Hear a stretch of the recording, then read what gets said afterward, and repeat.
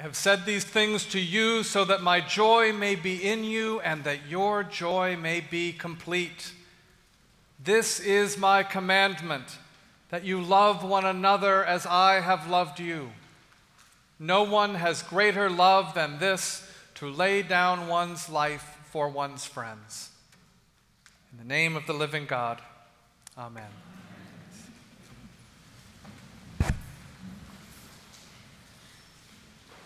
So sometimes the Bible just seems like the biggest setup. Take those 3 lines from this morning's gospel reading.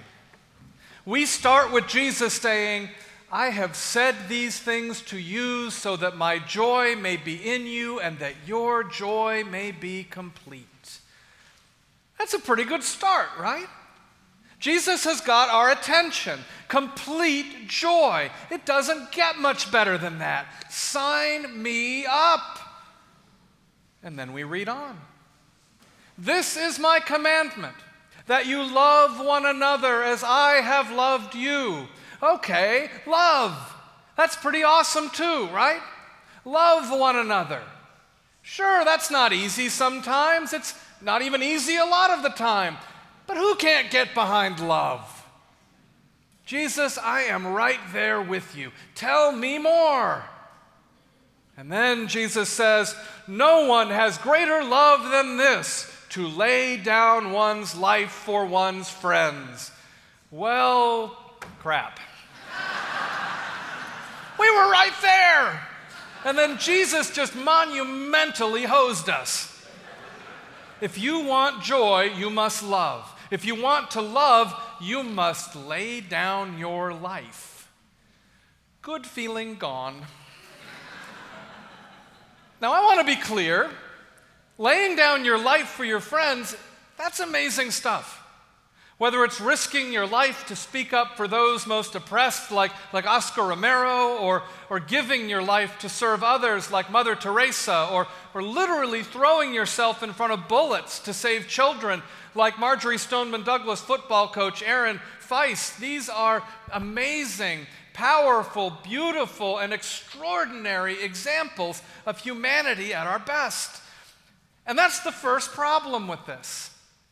They are extraordinary examples. Even if each of us has the potential to be an Oscar Romero, a Mother Teresa, or an Aaron Feist, if that's the yardstick by which our loving faithfulness is going to be measured, pretty much all of us are going to fail. And what started out as an invitation into joy instead becomes this seemingly impossible standard to meet. Sometimes the Bible just seems like the biggest setup.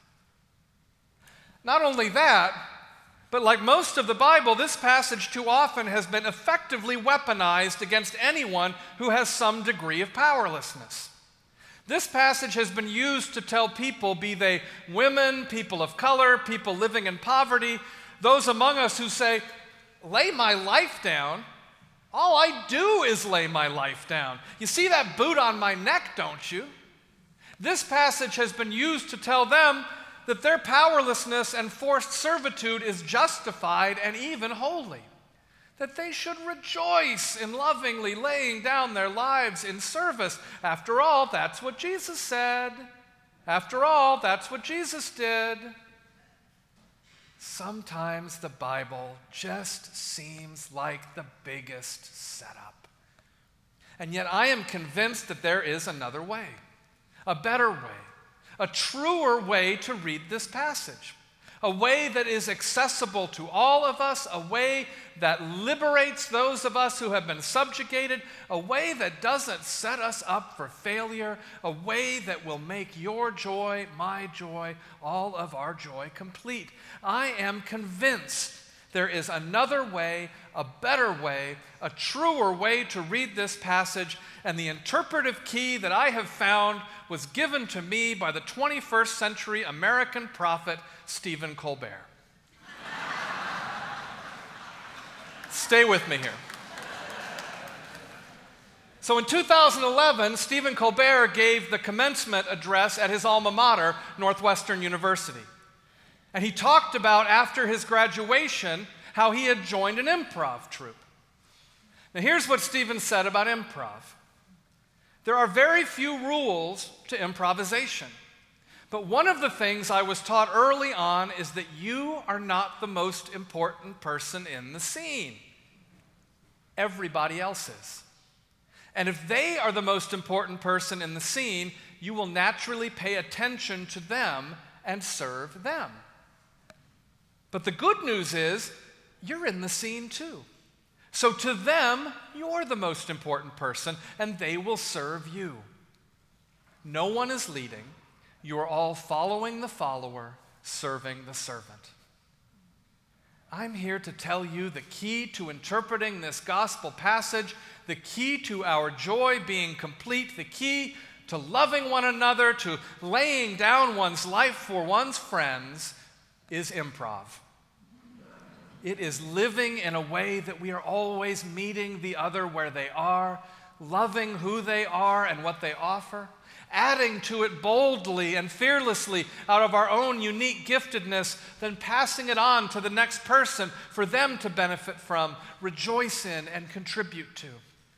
It is living in a way that we can always be concerned with having each other's backs and never worried about our own back because we are so sure that everybody else has ours covered. It is being able to give our lives away in big ways and small, depending on the reality before us, not out of obligation or subjugation, but because we are players on this stage, and together we get to create something amazing and wild and spectacular. It is living a life of following the follower, serving the servant, and it is hard, and it is creative, and it is so much fun. Now, Stephen says that there are very few rules to improvisation. He is right. At its roots, there are three. They are called the Westminster Place Kitchen Rules because they were first written down by Elaine May and Ted Flicker at a kitchen table on Westminster Place in St. Louis. 3 rules, and they're simple. And together, they are the best interpretive structure I've found for living Jesus' command to love one another as he loves us, to lay down our lives for each other.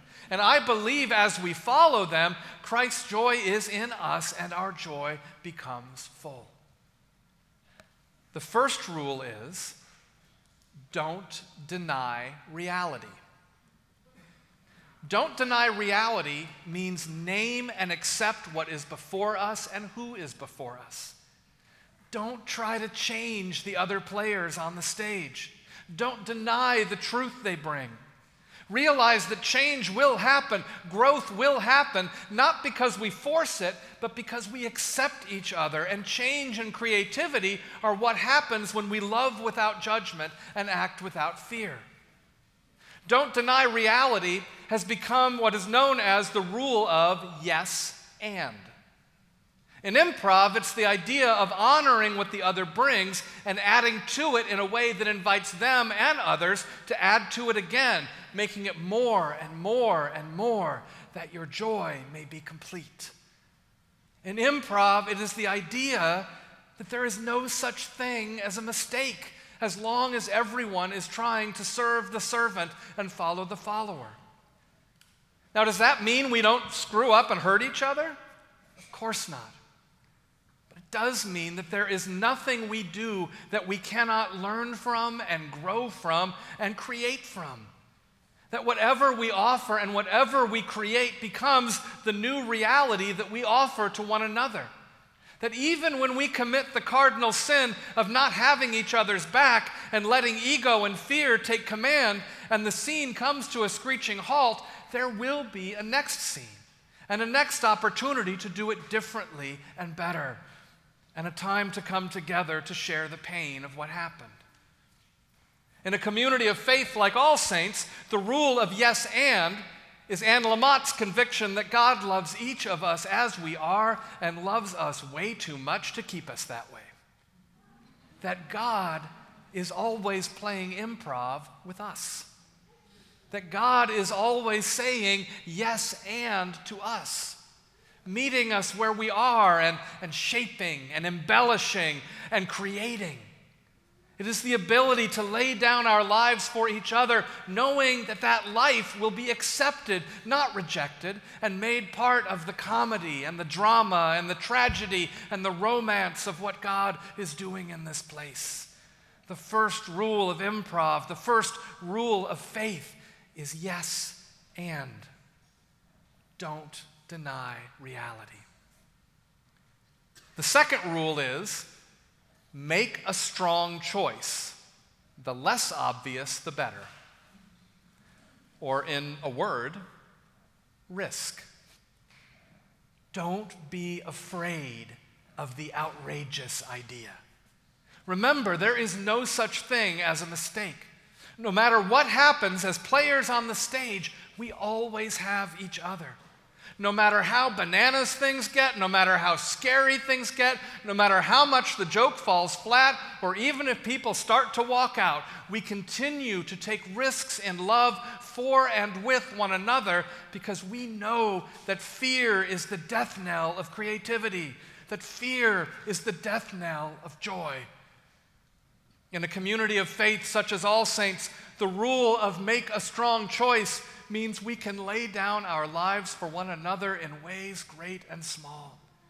We can take bold stands for love and justice out in the world and bold stands for ourselves and each other within this community. We can risk saying how we feel and what we believe, trusting that this community will remember the rule of yes and. Trusting that this community will meet us where we are, as we are, love us where we are, as we are, and take what we have to offer and incorporate it into our journey of creativity, compassion, and joy. Trusting that the road to becoming fully alive, individually and together, is not holding back. The second rule of improv, the second rule of faith, is make a strong choice, and the less obvious, the better. The third and final rule of improv is you are you. Elaine May said, what you think of as your character is really just a magnified piece of you. Therefore, on stage, be you. In improv and in life, that means trusting that you are enough. That you are on that stage not to pretend to be someone else, but because you bring unique gifts to this creative process. And that it is absolutely imperative that you claim the authority to do what nobody else in this world can do, and that is to be truly, fully, boldly yourself. To let go of the pain and fight through the struggle, come out of the dark and show the world who you are, to not be afraid to let your true colors shine through like a rainbow. In a community of faith such as All Saints, the rule of you be you means hearing Jesus say, no one has greater love than this, to lay down one's life for one's friends. And knowing that before you can lay down your life, you have to claim your life. You have to claim that power. You have to be unapologetically yourself before you can truly give that self to another. Otherwise, it's not the gift of your life. It's either not a gift because it's being compelled of you, or it's not your life because it's merely a shadow or an idea of who you are supposed to be. The third rule of improv is you be you.